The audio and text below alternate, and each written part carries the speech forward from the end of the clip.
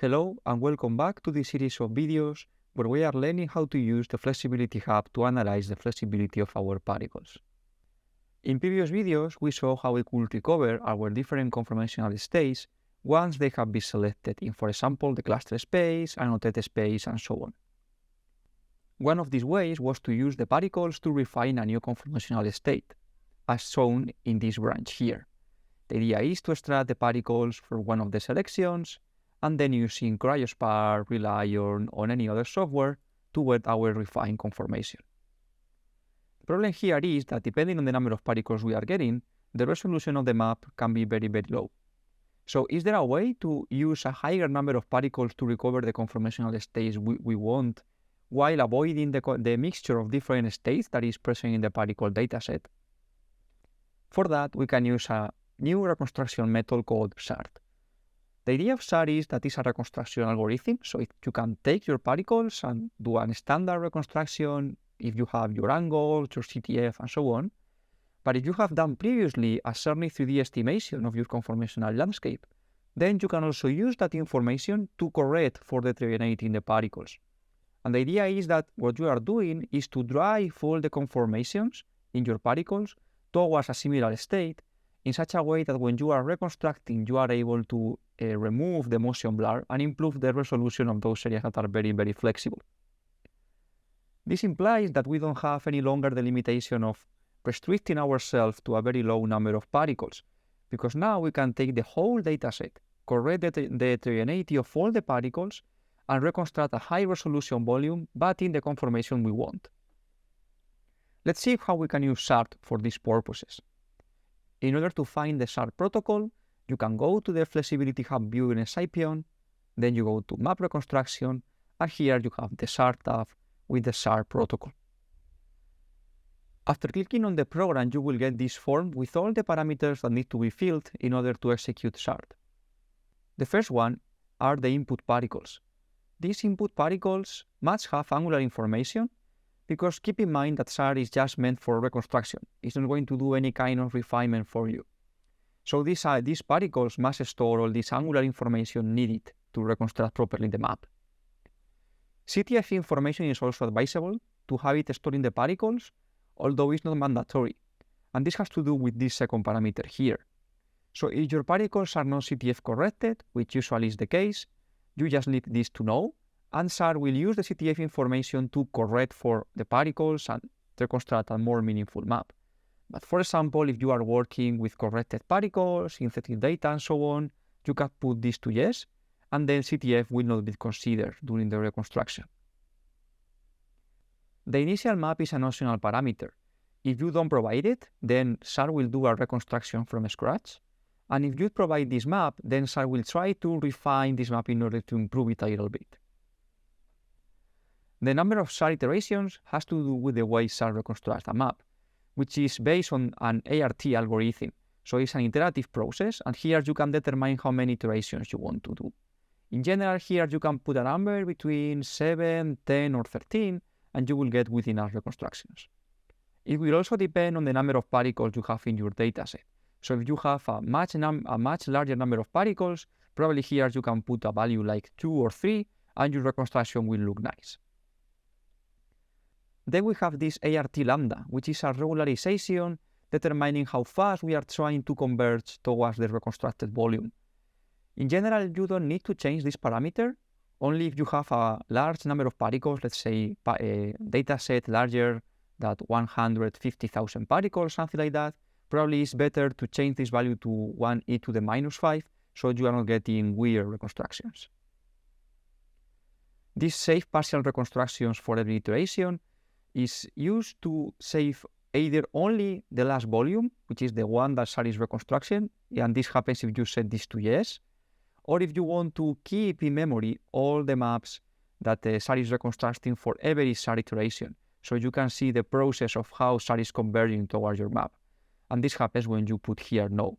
Having this information is in general very, very useful, because it can help you understand better what ZART is doing, and if you want to, for example, work with volume iteration 8 instead of the final reconstructed volume, because it might look better based on all these ART lambda parameters and so on. And the last one is the reconstruction mode. The mode reconstruct is doing a standard reconstruction with all the particles, so you are getting just one map. The gold standard is splitting for you the particles into even and odd datasets and reconstructing the two halves independently, so at the end you will end up with a single map with halves stored in it. The multi-resolution is a rather different way of reconstructing the map. The idea is that as you are reconstructing your map, you are also analyzing the local resolution of different areas in your volume. And this basically means that areas that have a lower local resolution will be reconstructed with a low resolution because probably they are background or you are not able to see any kind of details in there. But areas that have a higher local resolution, so will try to push the resolution further. So in this way, you are able to get a map that is converging faster, and in some cases that is a bit more meaningful. So again, if you use this mode, you will get also half maps. So it's also splitting all these into even odd datasets, so it can compute the local resolution in the intermediate steps. Once you are happy with your form, you can click on execute. And in this case, you will be doing a standard reconstruction with no heterogeneity correction. Then how can we consider also all the conformational landscape estimated in our particles? Well, for that, let's see this ZART protocol I have here. This ZART protocol is coming from the interactive consensus particles that have certain 3D information. And I have done a resize. This is not a mandatory step, it's just to make things faster. You can do a reconstruction with your full resolution particles. So when your particles have certain 3D information, a new parameter appears here just below the initial map, which is correct for motion blur artifacts. By default, it's set to no, and in this case, we are doing a standard reconstruction as we saw before in the previous form. But if you say yes, then you are going to consider all this landscape that you have estimated in your particles in order to correct for it and try to improve the resolution of flexible areas by moving all the states in your particles towards the same conformation. So by doing this, you are able to improve the resolution of flexible areas, improve a little bit more resolution of areas that are not that flexible, but you have managed to correct for them, and so on.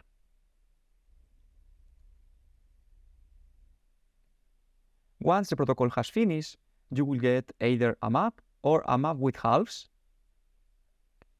Once your protocol finishes, you will get here a map, which is either a single map or a map with halves if you have used the gold standard or multi-resolution reconstruction.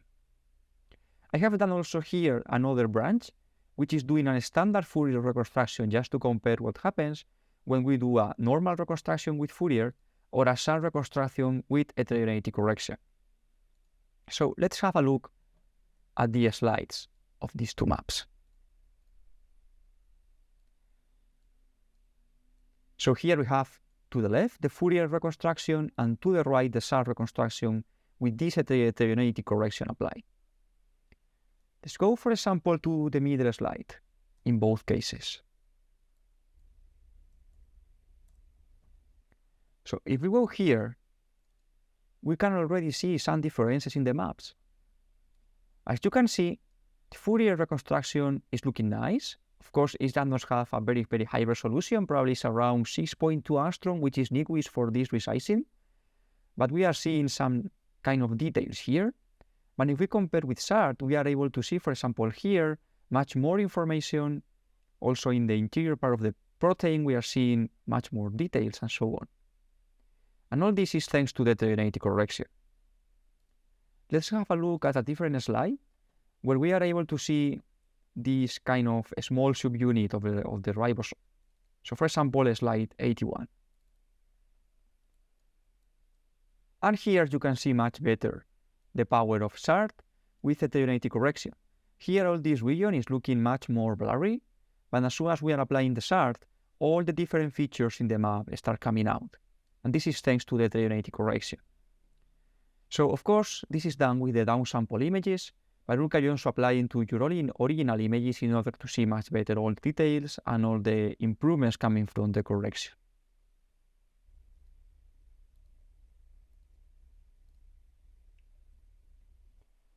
So that's all. This is the last video of this tutorial. So here now we have been able to cover all these different branches of the workflow.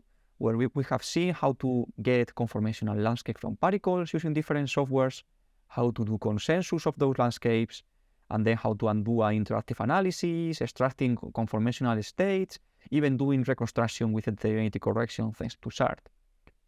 Thank you so much for watching this series of videos of the Flexibility Hub.